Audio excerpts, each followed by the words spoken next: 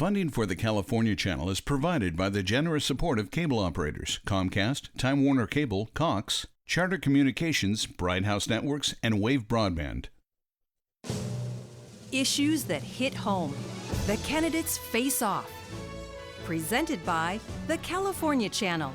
Co-sponsored by KQED, the Los Angeles Times, and Telemundo 52. Now, the California Debate. Race for Governor 2014.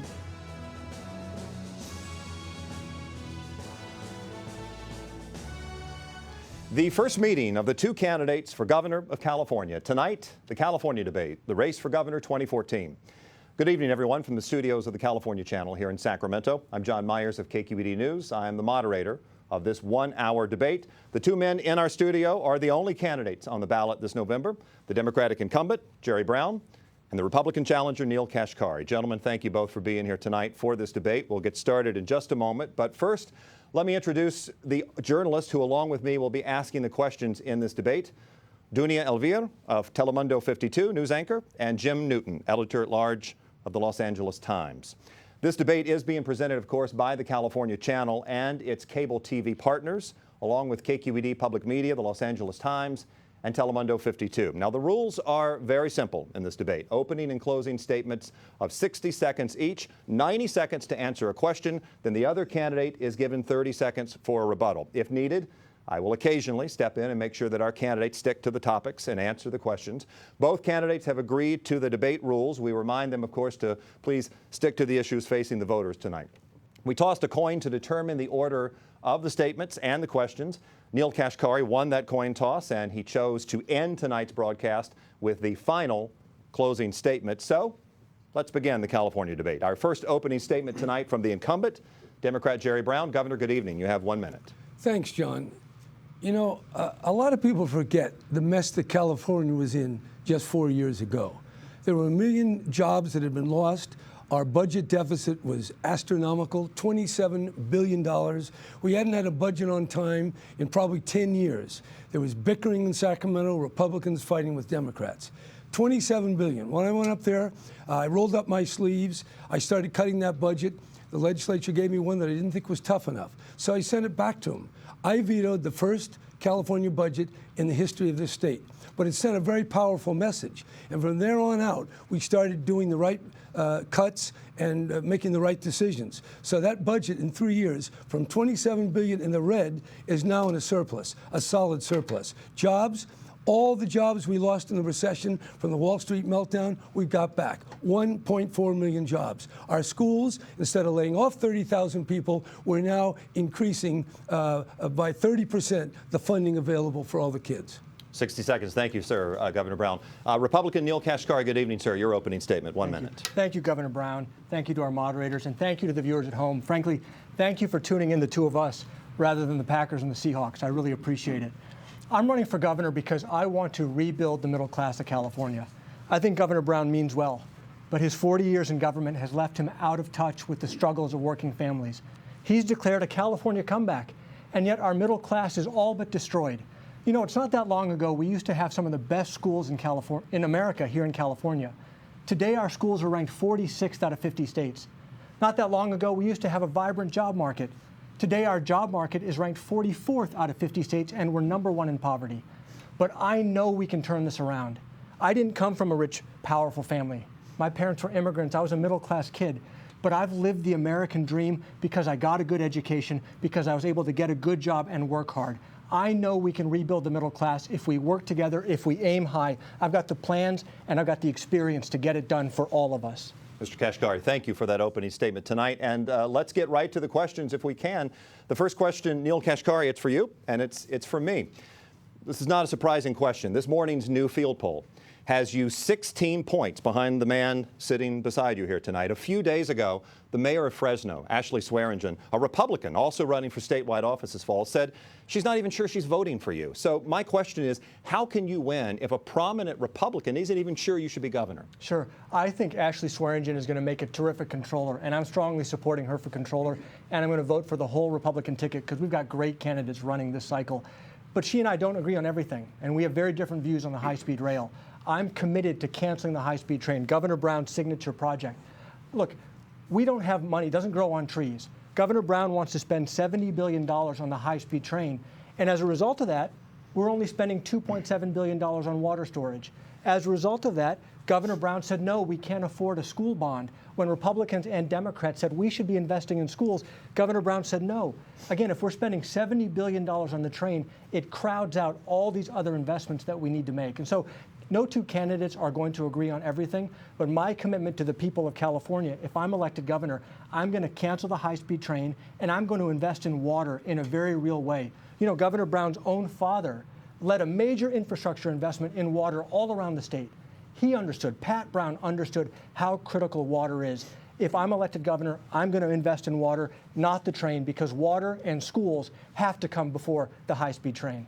Thank you, Neel Kashkari. 30 seconds to you. I think the question was, how do you expect to win, Neil? And I'll tell you, you don't really have much expectation to win because things have been accomplished in Sacramento. The budget deficit, this was the big thing. They're calling California a failed state, another Greece. It's now a surplus, a serious surplus. That's something very impressive. The jobs, we got 1.4 million jobs since the recession. Education, they were cutting arts programs and science and performance, and now we've injected $2,000 per student because of Proposition 30 that the voters passed. So I think people know California is not perfect. We got our problems, but boy, what momentum do we now have? That's 30 seconds. Thank you, Governor. The next question in this debate is for Governor Brown. It comes from Dunia Elvira. Governor Brown, many parts of Southern California depends on the water that comes from Northern California. Just last week, the federal government said your plan for new tunnels will break the law. What will you do now? Well, thanks for bringing that up because I've lived in Southern California and I have a ranch in Northern California, and I was born in San Francisco.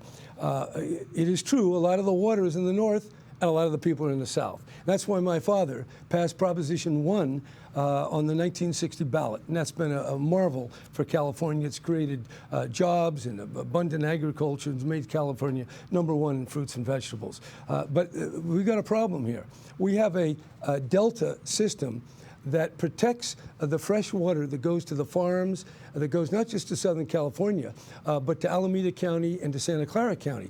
And that salt water is only protected by dirt levees. We have to find a way to make sure the conveyance through the Delta will withstand an earthquake or rising sea level or extreme weather events. And that's why for 50 years people have been trying either a peripheral canal or tunnels or some other kind of conveyance. We now have a plan. And the plan is going through the environmental impact process. Very extensive, 75,000 pages of analysis. It's not cooked yet. We're still taking comments. So over the next year, we will go over that. We'll look if anyone else has another suggestion. But I'm telling you, the way we protect the water in the middle of California and in the south while balancing what is right for the north and the water rights of the Northern California rights holders, it's going to take something like the Proposition 1 that will be on your ballot. And by the way, I hope people will vote for Proposition 1. That is the water bond. Governor, your time is up. Your time's up. 30 seconds. Neel Kashkari on water. I'm very concerned about the tunnels. $25 billion for these tunnels, and the Obama administration has serious concerns. Look, if you look at Governor Brown's legacy of infrastructure projects, take the Bay Bridge, many billion dollars over budget, many years late.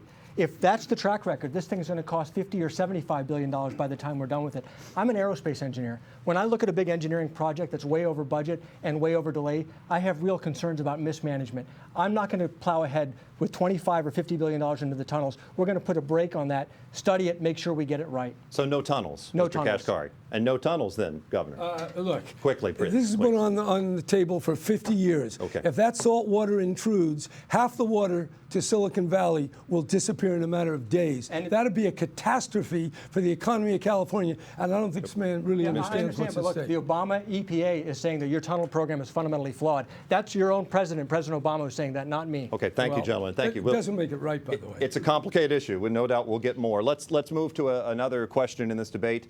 Comes from Jim Newton of the Los Angeles Times, and it's for Neel Kashkari. Mr. Kashkari, as I'm sure you know, just a few hours ago, the governor of Nevada and the head of Tesla announced that the battery factory that Tesla's building is going to go to Nevada. My question for you is, do you believe that California and Governor Brown did enough to keep Tesla here? And specifically, would you have favored granting special tax benefits or relief from environmental regulation in order to get that factory? Look, I don't think Governor Brown did nearly enough on Tesla and any number of businesses. Governor Brown frequently says, well, businesses come and go.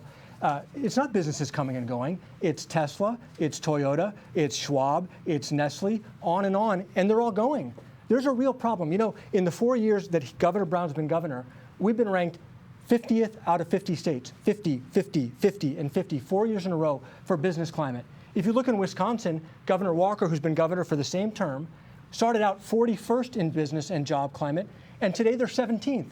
That's real progress that you can make in a few years. Governor Brown hasn't done the work. Governor Brown has said we need CEQA reform, the environmental laws that are stymieing business investment.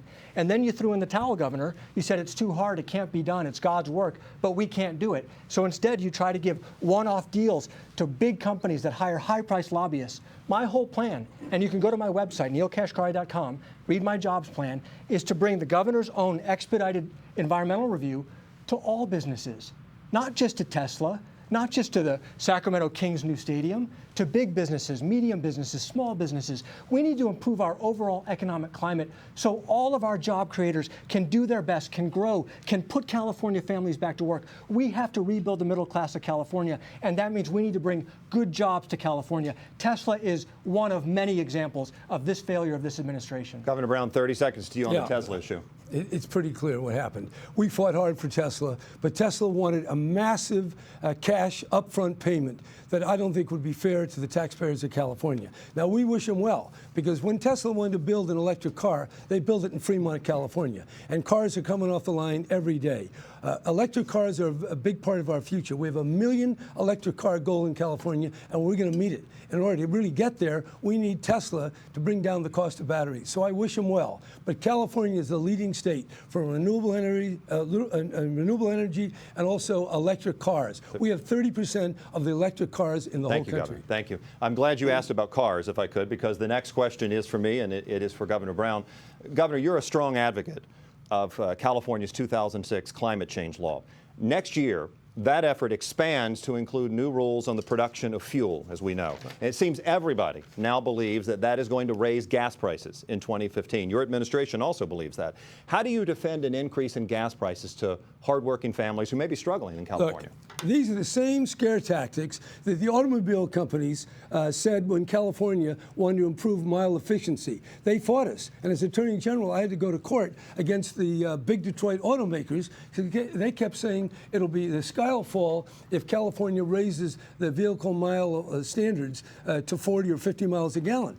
What happened? The automobile companies went bankrupt. Then Obama stepped in, and the California standard is now the national standard. We do have a cap and trade program. The reason is climate change is a global challenge. It's an existential threat to our way of life. Also, the pollution from oil and coal and the other fossil fuels affect the asthma rates, respiratory diseases. So we have a cap on the amount of carbon that the oil companies can emit. If they go below that, if they don't meet that cap and they go above it, we need an allowance. And they have to buy that allowance. And with that money, we buy transit, we buy high-speed rail, we buy green buildings. Governor, I agree with you, but if I may, the question was, but if I may, sir, the question was that gas prices, the Air Resources Board also says gas prices will go up. Look, price today, I looked on the internet, and I saw a variation of $1.50. In California right today. The oil companies know how to have their own pricing strategy. They go up and they go down. In the last 3 years, oil prices have varied by more than 10 cents 23 times. So I can't tell you what their pricing is going to be. I know it works. Chevron made $21 billion last year. And they're also, all these oil companies are threatening the well-being. Look at our forest fires. Look at the rising sea level. We have to do something. Governor, that's time. And the cap and trade method is a reasonable way to do it, and I think the rest of the country will follow us like they did on cars. Thank you, sir. Neel Kashkari, 30 seconds, Make please. no mistake about it.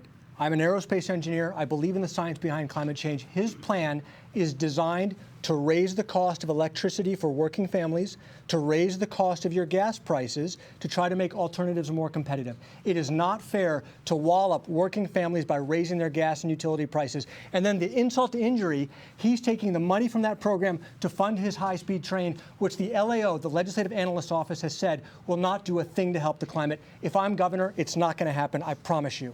Thank you, Mr. Kashkari. Let's move to another topic if we can. The next question is from Dunia Elvir and is for Neel Kashkari. Mr. Kashkari, field poll results show 58% of California voters support, and they think the U.S. should support and also give shelter to the undocumented children coming to the United States, while they decide what they're going to do with them on a long-term status. Last month, you said on cable TV show that when it comes to these children, we should send the kids back home to send a message. My question to you is, do you continue to stand by your statement in light of the 58% Californians disagreeing with you? Well, I'm the son of immigrants. I think that immigration adds tremendous value to our country, and immigration is very personal for me.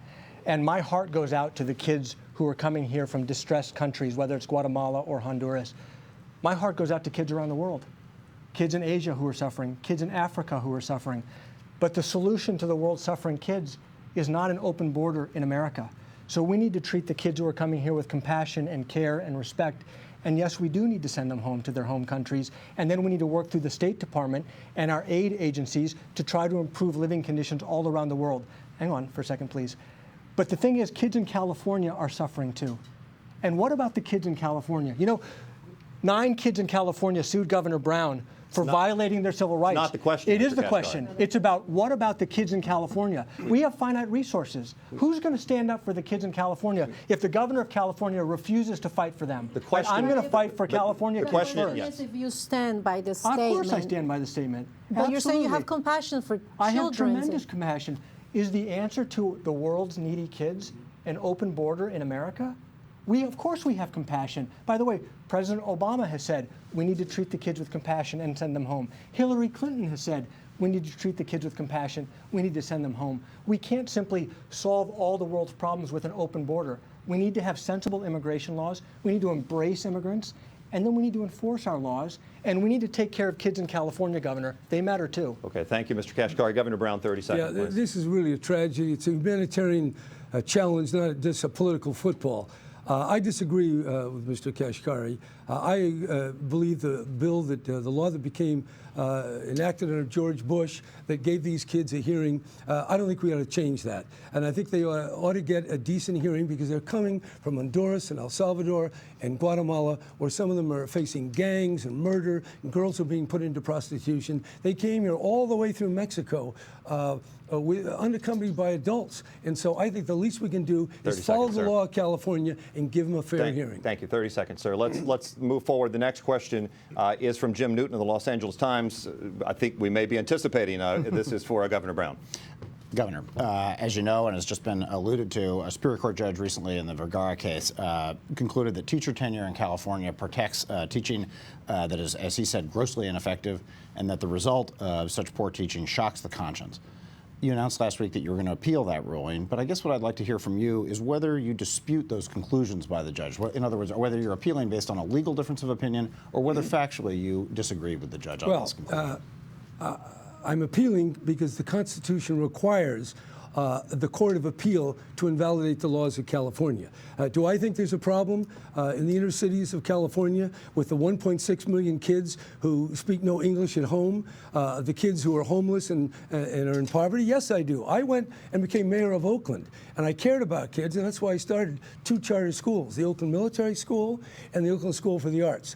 At the Oakland Military School, we had 10% of the kids that were homeless. Most of the parents were just single. They weren't married. They didn't have 2 people in the household. Many of them had very uncertain jobs. There was gunfire in the streets. So these kids were under a lot of stress. That school's been going for 12 years, and I can tell you, I appreciate the challenges. And those challenges are good teachers, but it's decent money and it's accountability. And California has now adopted, in the last 2 years, a revolutionary educational reform that puts more money into those classrooms where the challenges are toughest. Foster care kids, poor kids, and kids who don't speak English. With Proposition 30 and the local control formula that puts more of the money where it's needed, California is acting where we need it most. And as far as bad teachers, they have no place in the classroom. That's why I signed AB 215. If it's not enough, we'll do further next time.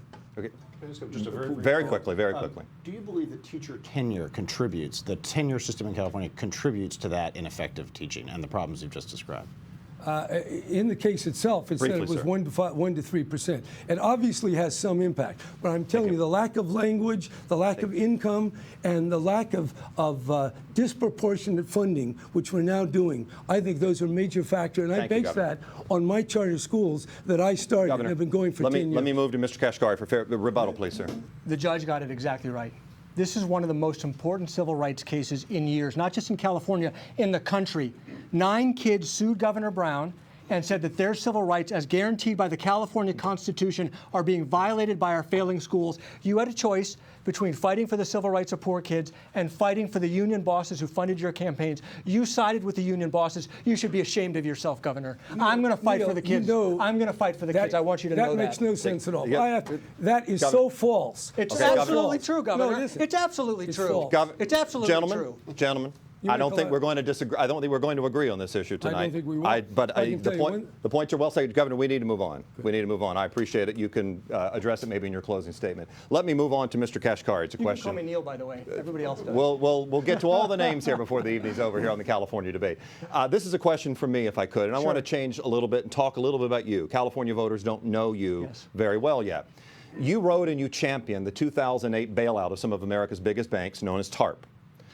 You then took a job with PIMCO, the investment firm here in Southern California, a company that news reports say made a direct profit from TARP-backed securities. So my question, is TARP an asset or a liability on your resume? Oh, it's an asset. When our nation faced the worst economic crisis literally since the Great Depression, 2 presidents, President Bush and President Obama, asked me to help lead the response. And we hated the financial crisis. We wanted to let all the banks fail because they deserved to fail. They made lousy investments and no one owed them anything.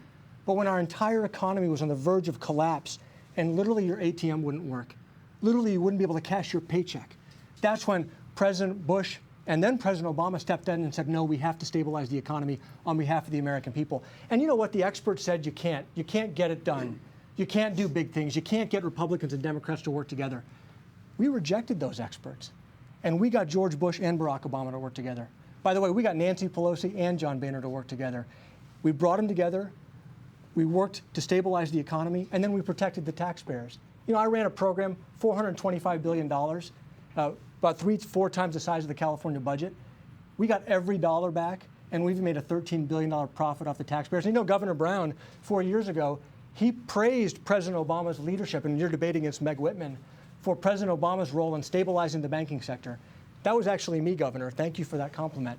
I'm absolutely proud of my time in Washington, and I'm proud that we got Republicans and Democrats to work together. And if we could get them to work together in Washington, I know we can get them to work together in Sacramento for the people of California. Governor Brown, 30 seconds, please. Well, when you're handing out money, you can get everybody to go along. The system was stabilized, but the bonuses that were given after that bailout, $32 billion.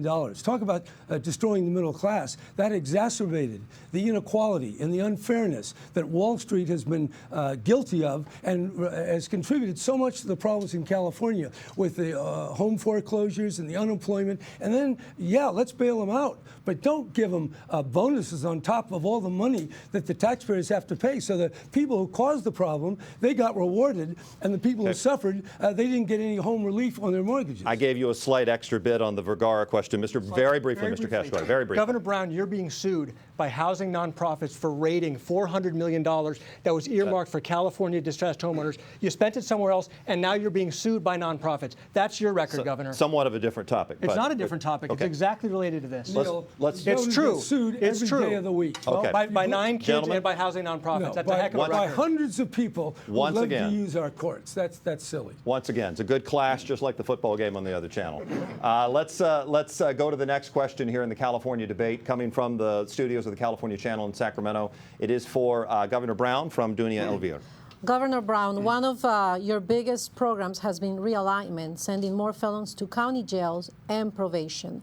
But some of those felons have committed new crimes, and some crime rates are actually going up. Is realignment a success, or has it just moved the problem from the state to the counties? Realignment is the biggest change in our prison system probably in the last 40 years.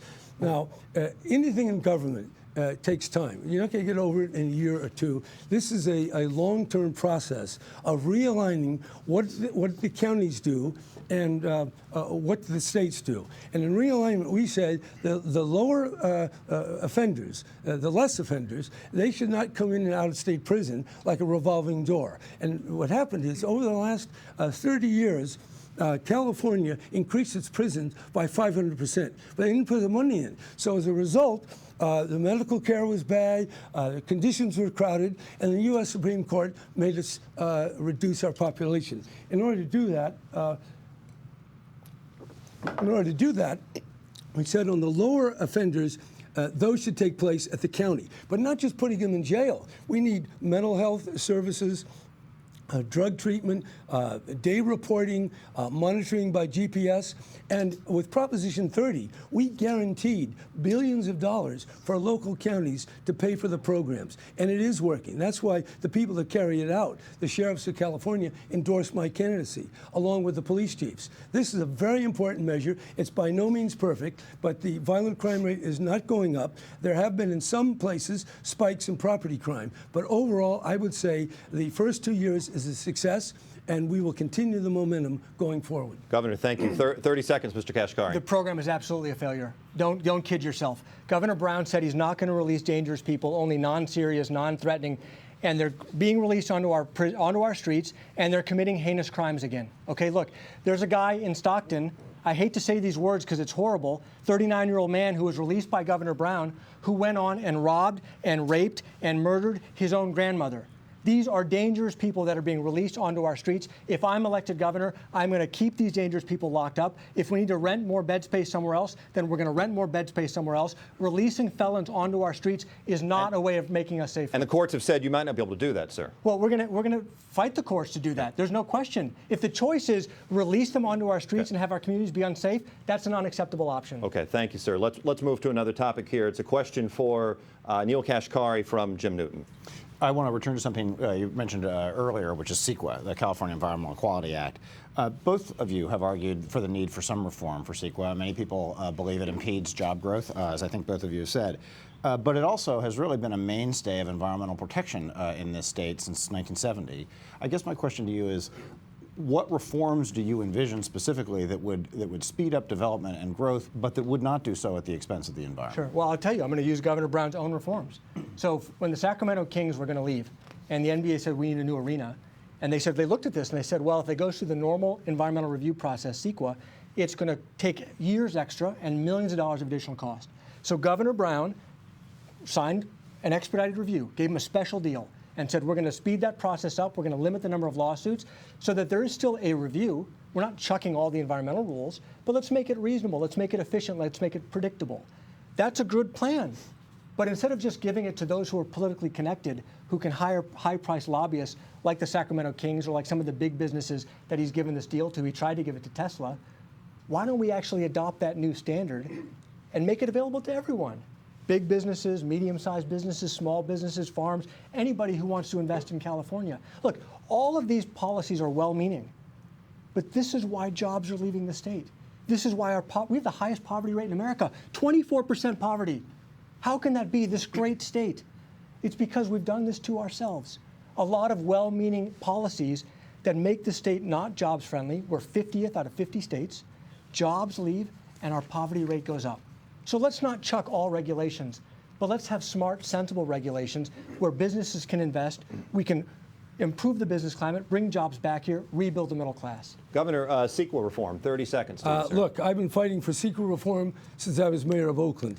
And yes, there's a lot of political pressure. You can get an exemption. Very hard to get it generally across the board. But if we can, we certainly will. There are reforms you can make, but it is, ever since Ronald Reagan put it into the statute books and the courts expanded it going back to the 70s, it's been quite a challenge to reform it. But that's not the thing that's holding California back. We've created 1.4 million jobs. We've raised our minimum wage. We've extended health care. So instead of having 22% without health care, we only have 11. California is a land of opportunity. This is the place of Google. This is the place of dreams, of the best agriculture in the whole country. So I know we're hearing California run down and how bad it is and poverty and no jobs. That's not the picture of California that I know and love. I love this state and I know it works. And I can tell you this, in the last 4 years, we haven't solved all the problems, but boy, what momentum we have. Thank you, Governor Brown. The next question is for you, sir, the incumbent here, and it's from me. Governor, we all know, and we should make it clear, you did not create the high-speed rail project. It existed before you came back in office, but you have become its biggest champion, I think. Republicans in Congress keep telling you California is not going to get the $38 billion from Washington that project anticipates. And so, Governor, can you tell voters tonight, right now, will high-speed rail be built if the feds do not give you the money? It will, and it will for a very simple reason. It's cheaper than building highways and airport runways. This is something a lot of people forget. To expand to meet our 10 million new people, or even 15 million, we'll have to either expand Interstate 5, build more freeways, more airports, more runways. If we take part of that burden and put it into high-speed rail, it'll be cheaper, it'll be cleaner, we're not going to burn oil, we're going to use the sun and the wind, and it will help where we need jobs the most. That high-speed rail is starting in the Central Valley, and that's why the mayor of Fresno, a Republican, supports high-speed rail, because it will create jobs where they're needed most. We're investing $2 billion of state money. We're getting $3 billion of federal money on this first phase, and that will have $8 billion of impact economically. It's a good bet for the Central Valley. It's good for California, and it helps lower the carbon footprint in California. We have a little bit of time, and I'm going to just give a moment here because Mr. Kashkari calls it a crazy train. He says, stop the crazy train. Governor, is it a crazy train? No. I think he's more familiar with the gravy train back in Washington that paid out $30 billion in bonuses, or at least sat silently by while they happened. No, this train makes a lot of sense. 15 other countries have high-speed rail. China, which on a per capita basis is poorer than America or poorer than California, they've just built 5,000 miles. They're going to build another 1,000 miles to get to Tibet. This makes sense. We can do it. And just like the Panama Canal, they said you couldn't build that, you couldn't build BART, but we did it, and we'll do it with high-speed rail. We did it within the 90 seconds almost. I asked you that question. Mr. Kashkari, 30 seconds. Make no mistake about it. He's raising your gas prices, you at home, he's raising your gas prices to fund his vanity project called the high-speed train, what I call the crazy train. You know, they talk about creating jobs. You know what else creates jobs? Building water storage all around the state, not one dam like his little water bond, a real infrastructure investment in water. My plan is to cancel that train, go back to the voters, take the $10 billion they've authorized for the bonds for the train, and invest it in water.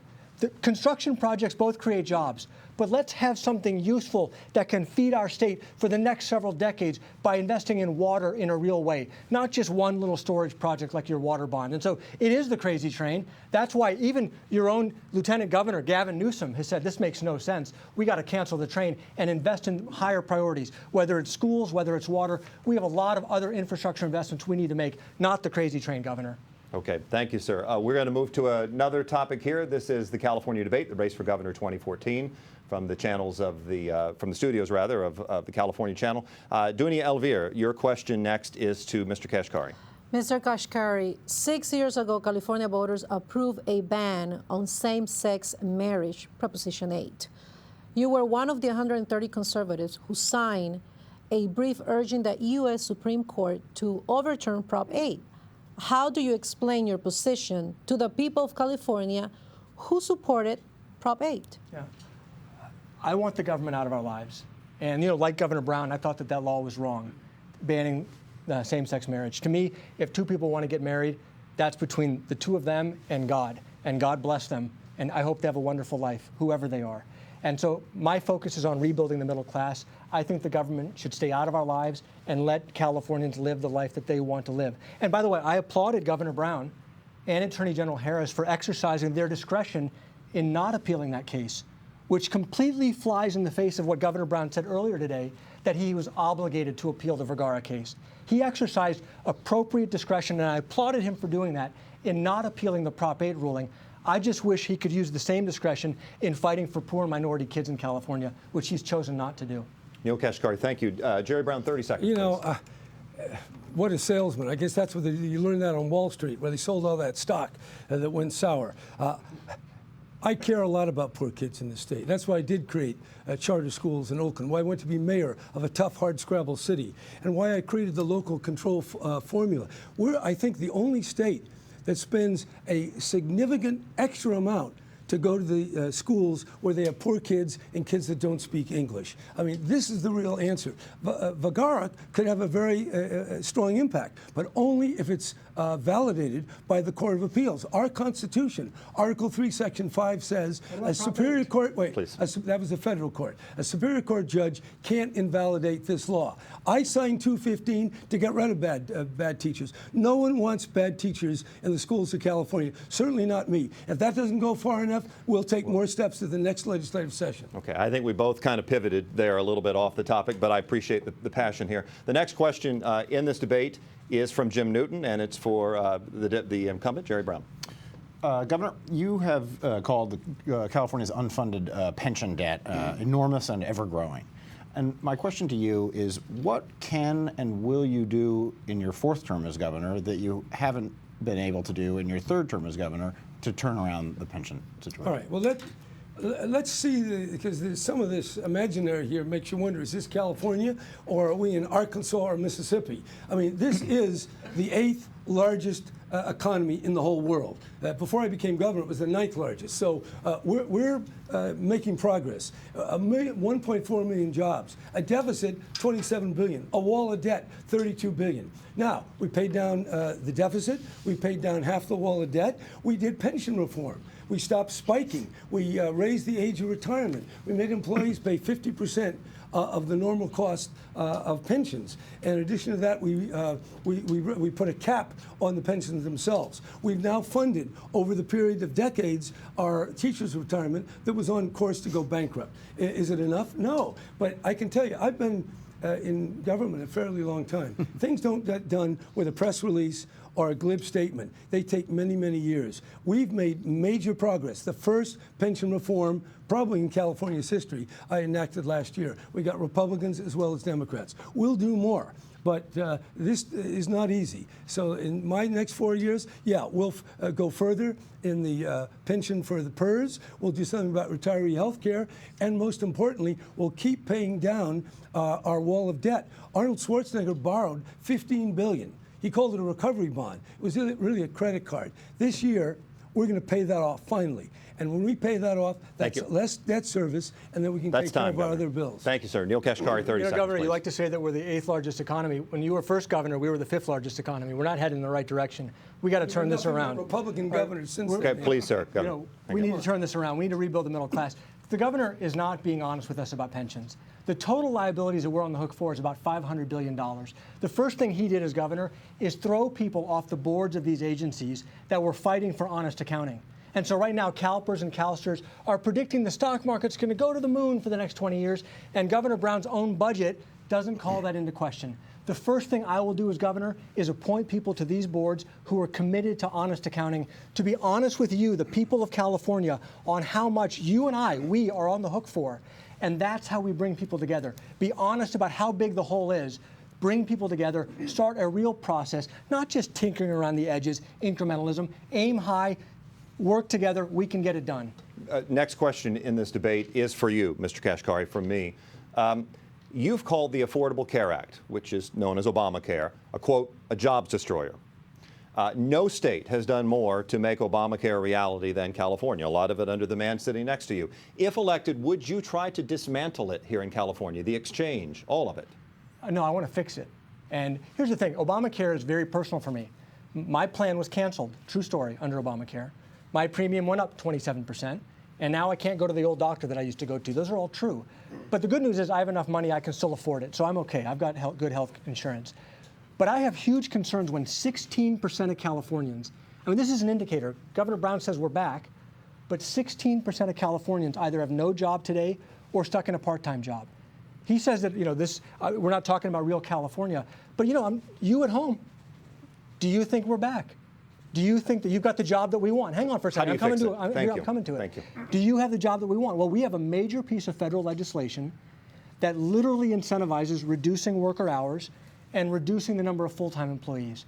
So I have very big concerns about Obamacare through what it's going to do to the job market when it incentivizes employers to cut back on workers. So we got to fix it. We need a health care plan in California and nationally that incentivizes both job creation as well as affordable health care that people can afford and get the access that they need. Now, as governor, this is the federal law of the land.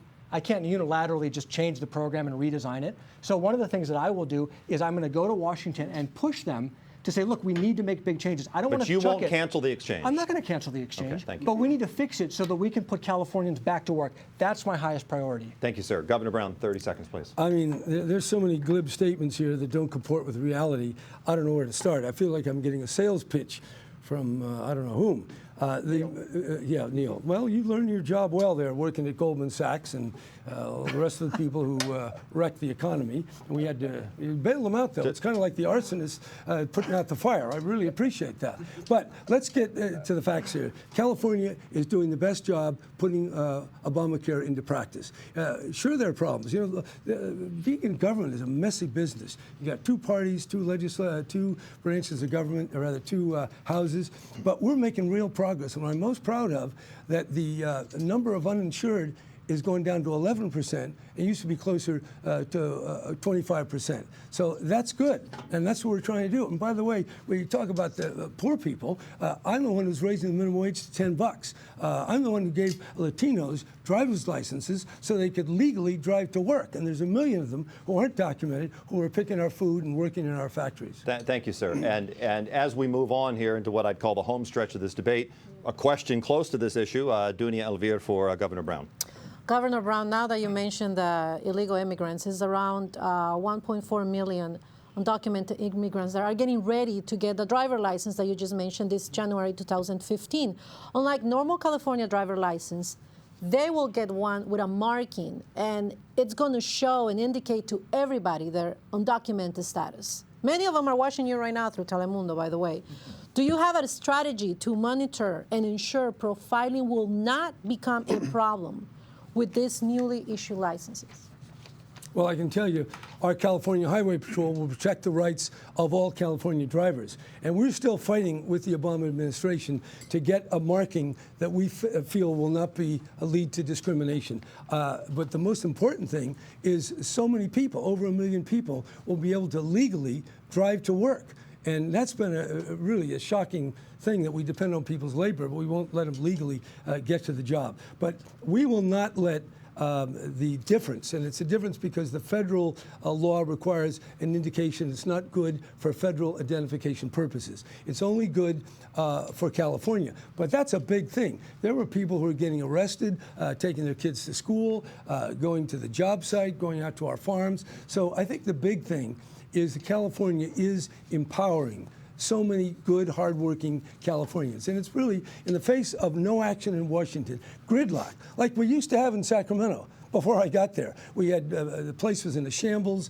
The budget, we didn't have a water plan. We didn't have any pension reform. We had a huge wall of debt. But we're getting stuff together. And with respect to immigration, California is really setting the pace with our Trust Act. We're not arbitrarily holding people in jail, so the Immigration Service can go pick them up. I signed the DREAM Act, so kids who qualify for the university can go to school and get a scholarship. And I think that's going to build for the future, because so many of our kids, almost about 30%, are either undocumented or don't speak English. Governor, very quick. Yeah, very quick. The main thing is, do you have a strategy to monitor that this is not going to happen? Because even though if they train the CHP people, the police, I mean, they're going to have that driver license. Anybody can see it. If they go and try to open a bank account to buy something in the supermarket. Number one, very briefly, I will instruct the Commissioner of the Highway Patrol to take whatever steps are necessary to prevent that. I will do the same thing working with the local police and sheriffs. And thirdly, to the extent that we hear anything, we will take immediate action upon those reports. Thank you, Governor. Mr. Kashkari, would you have signed it, by the way? Yeah, look, I think that the driver's license one, we need federal immigration reform. And one of my criticisms of Governor Brown is there are a lot of federal issues that affect California that he's basically said, well, it's not his issue, he can't affect it, it's federal law. As governor, I will be fighting for the people of California on federal issues too. And if that means I have to go to Washington to fight for federal reform, I'm going to do that. In driver's licenses, the case there is, yes, people are driving. I want them to be safe. I want all of our drivers to be safe.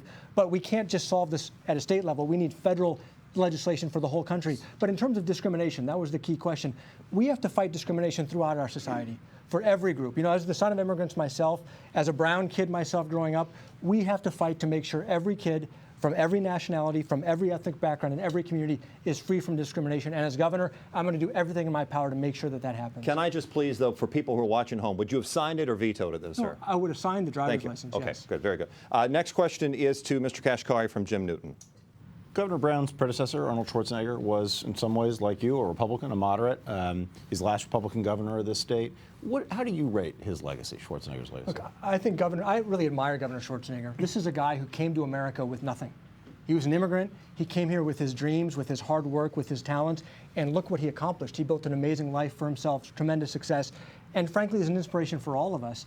And I have some, I feel that resonates with me as the son of immigrants myself from a middle-class background. My dad wasn't governor. My parents were immigrants. I grew up mowing lawns and bagging groceries. And so for me to sit here today as the Republican nominee for governor, I'm so proud of our country that people like me and people like Schwarzenegger could achieve what we're achieving. I don't think that he was as successful as he would like to have been. One of the differences between the two of us is I spent 3 years in Washington, D.C., tackling the worst economic crisis that our nation has faced since the Great Depression. And everyone told us, Washington, D.C. is so complicated. You can't get Republicans and Democrats to work together. You can't navigate the House and the Senate. We figured it out. We got them to work together. Again, we got the leaders of both parties to put their country before their political careers. And that is what has inspired me to run now. Because if we could do big things in Washington, D.C. for the American people in a time of national crisis, you know, the people of California, many of them are in crisis today.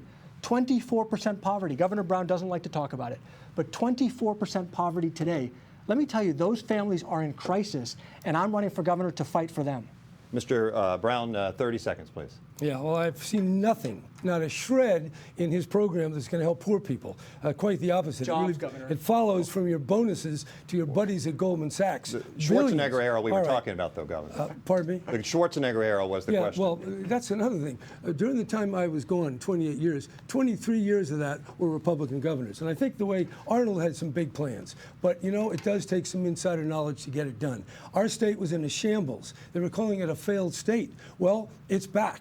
It's not all the way back, and he likes to create the construct that if we're not perfect, we're not making progress. We are making incremental progress. I'd say 1.4 million jobs, and we're recovering faster than the rest of the nation. We're moving forward. We have more money going to our schools, 30% more instead of layoffs, and we have a water bond, Proposition 1, and we have a rainy day fund to save funds for hard times when they come. And I hope everybody on their ballot this November will vote for Proposition 1 and Proposition 2. Next question is from me, Governor. It's to you. This may be one of the simpler questions. Let's see. Let's give it a shot. One of the most talked about bills at the state capitol this year was a statewide ban on plastic bags. So let me ask you the simple question first. Paper or plastic? Paper, I guess. Will you sign this?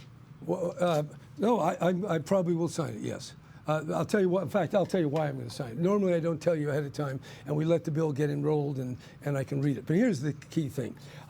there are about 50 cities with their own plastic bag ban, and that's causing a lot of confusion. And that's why the grocers themselves said, let's have one statewide ban that's reasonable. And so this bill has been worked through, and this is the nature of the legislative process. This is a compromise. It's taking into account the needs of the environment and the needs of the economy and the needs of the grocers. So I think, on balance, this will protect the environment because we have far too much waste and throughput, but at the same time, we're doing it in a very standard way that will not disrupt business in California. Mr. Kashkari? No chance would I sign that. No, you would veto. Look at what the legislature and Governor Brown have been working on for the last month. Banning plastic bags. Regulating football practice, because apparently the families of California can't decide for themselves how much football practice is enough. And the one that I love last week, personally, Governor, I can now bring my dogs to restaurants. I'm a dog lover. I'm grateful for that. What they're not working on is rebuilding the middle class. You know, Governor, you say, oh, you're making incremental changes. We're 46th in education. We're 44th for jobs. We're #1 in poverty. The time for incrementalism is long since past, Governor. We actually need bold reforms to rebuild the middle class. Plastic bags is not going to do it. Bringing my dogs to restaurant is not going to do it, and neither is regulating football practice or soccer or baseball. We need to actually put people back to work, Governor. Next question in this debate is for Dunia Elvir to Mr. Kashkari. There are awful lots of California families that would like to see the governor do more when it comes to bringing down the cost of attending to a UC or a CSU school. What's the best way to make college affordable for all? Yeah, this is a critical issue. You know, when I went to graduate school, I took out $100,000 of loans, which is, let me tell you something, is a really scary thing to do for a kid. You know, are you able to pay it back? Now, I was fortunate. I was able to get a good job, so I was able to pay it back. So I meet a lot of California families. First of all, a lot of California kids can't get into the California universities because they're preferring to take out-of-state students because they pay higher tuition. Or then if they get in, they can't get the classes that they need. Or then if they do happen to graduate, they're graduating with thousands of dollars of debt and no jobs. So there are big issues here. I've looked at what other states have done. Our California schools are funded per student. So the more students they have, the more money they get from the state. Well, that sounds right, except it creates a perverse incentive. They're actually incentivized to collect students, hoard them on campus, not to graduate them, not to make sure that they can move along and get the classes that they need. So what other states have done is they changed the funding model so that universities are actually incentivized to make sure kids get the classes they need, make sure they can actually graduate on time, make sure that we can have more students come in, and the incentives are aligned. So the first thing I would do as governor is change the incentives so the universities are focused on student outcomes. We have to put students first. We have to put students first. My dad was a professor at the local college. All right, the students have to come before the faculty, and making sure California kids, not out-of-state students, California kids come first. They get the classes they need, and then if we grow the economy with my jobs reforms, there are good jobs waiting for them when they graduate here in California. Governor Brown, 30 seconds to you. What can you do about college costs that have? All right, I froze tuition for 3 years at both the University of California and Cal State. Half the kids who go to the community colleges pay no tuition, and the tuition is among the lowest in the whole country. Kids graduating from California colleges have about half the debt that others have. And then to help the middle class, which, by the way, if you really examine my opponent's plan, there's nothing that will help the middle class. Nothing. No, it's pure. Have you read it? Yes, I have read, and I was very unimpressed, to tell you the truth. I signed the middle class scholarship. That's real money that helps kids that are above the poverty, so they don't get those scholarships, but are not rich enough to really afford to go. So we have a middle class scholarship. We've frozen tuition, and of course we're going to do a lot of other things like online learning to bring down the costs and make classes more available. What are you most worried, if I can, moderator's prerogative, about his plan? You said you've read it. Well, because it says the answer to poverty is to create a job. And the only thing he wants to do about creating jobs is to get rid of unspecified regulations and reduce taxes. As a matter of fact, he opposed Proposition 30, which is putting the money into our colleges and universities, $500 million, and $5 billion into our K through 12. So I realize I cracked open the door here. I did crack open the door. Which taxes do you, in my plan, Governor, am I cutting? Curious if you know. It's very vague. No, it's not very vague. It's very specific, Governor. Okay. It's very specific, Governor. NeelKashkari.com/jobs. You can all read it yourself. Thank you. It's very specific. Thank you. Okay. I wish you would. We're at the time where we're going to have to do closing statements, but I'm going to ask a question very quickly. This has been fun. It has been fun. I mean, we've had a lot of good things here. Why not another debate? Would you do another one, Governor? I think we've exposed the differences. Okay. They're pretty clear to me. And by the way, this kind of a format, you can play it over and over again at your house. And I'm sure we'll have it on the California Channel and other places. We are at that point now for closing statements in the California debate. Both candidates get 1 minute here. The first closing statement from Governor Brown. Thank you. This has been a spirited debate, real differences of opinion. But I just want to get back to some fundamentals. 4 years ago, when I went to Sacramento, the place was in a shambles. We were being termed a failed state, just like Greece. That's not the case anymore. The majority of people in California feel we're on the right track. About 5 years ago, only 13% of the people thought we're on the right track. We are taking care of water. We're taking care of workers' compensation. We've created a rainy day fund. And this is the number. All the stuff you can hear, I know there's a lot of coming back and forth. But we lost 1.4 million jobs. Since I've been elected, almost 1.3 million have come back to California. And that isn't by accident, because we've lowered the sales tax on manufacturing. We are encouraging biocom and agriculture. California has its challenges, but we've got momentum and we're headed in the right direction. Mr. Brown, Jerry Brown, the incumbent, thank you, sir, for your closing statement. And now the closing statement from the Republican challenger, Neel Kashkari. Sir, 1 minute. Thank you very much. The key question here for you at home, the voters, is your family back? Are your kids in good schools today? Do you feel good about your job? Do you have the job that you want, the job that you deserve? I'm running for governor to fight for your family, to fight to rebuild the middle class so every kid in California has the same shot in life that I've had. I didn't come from a rich, powerful family. My parents were immigrants. I was a middle-class kid, but I got a good education. I was able to get a good job and work hard and live the American dream. I'm running for governor so every kid in California has the same chance that I've had, so you can get the job that you want, so you can work hard and build a better life for yourself and for your family. I'm dedicating not just my candidacy, but if I'm elected governor, my entire governorship to rebuilding the middle class for you, for your family, so you can live the life that you want to live. I don't think we're back. I think we can be back. We can make big changes. I don't settle for incrementalism. We have to make big changes. I've got the plans and the experience to do it, and I'm asking for your vote. Thank you, Republican challenger Neel Kashkari. And let me thank also to the incumbent Democrat Jerry Brown. Spirited debate. I think it was, we had a good time. We could have brought the dogs in next time, the two Newfoundlands and the Corgi on that. Thank you to both candidates being here for the California debate. This is an early debate in the election season, but remember, the first ballots go out by mail in about 3 weeks, and overseas and military ballots, they go out before that. My thanks as well tonight, too, in this debate to Jim Newton of the Los Angeles Times and Dunia Elvir of Telemundo 52. Thank you both for being here. And, of course, to the California Channel here in Sacramento and all of our partners in this debate, KQED, Telemundo, and the Los Angeles Times. The only other message here, folks, in this debate is really to all of you who are watching and listening at home. Vote in this election. It really matters. I'm John Myers from KQED News. Thank you. Good night.